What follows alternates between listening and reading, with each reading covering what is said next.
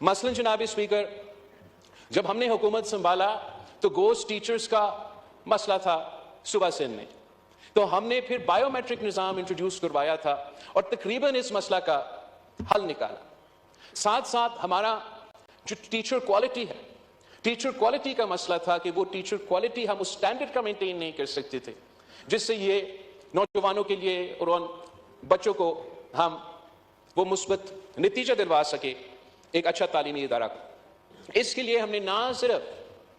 Appointments کے لیے وہ میرٹ کا ٹیسٹ کا انٹروڈکشن کروایا، مگر ساتھ ساتھ ایک ٹریننگ پروگرام ہم نے شروع کیا ہے جس سے وقتاً فوقتاً ہمارے ٹیچرز کو یہ ٹریننگ حاصل کر کے اپنا سرٹیفکیٹ کروانا پڑے گا تاکہ ہم تعلیمی ادارے میں ان کا جو سٹینڈرڈز ہے وہ مینٹین کر سکتے ہیں، اور پرائیویٹ ادارے کے ساتھ ساتھ ہم تعلیمی ادارے میں بھی اپنے بچوں کو اچھے ٹیچرز دلوا سکیں۔ جہاں حکومت کے وسائل کم ہے جناب اسپیکر،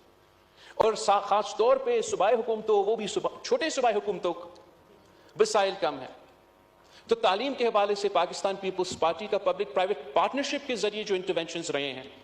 وہ بھی بہت ہی کامیاب رہے ہیں، اور میں باقی صوبوں کو بھی یہ تجویز دوں گا کہ پرائیویٹائز کرنے کے بجائے، اپنے سکولز کو پرائیویٹائز کرنے کے بجائے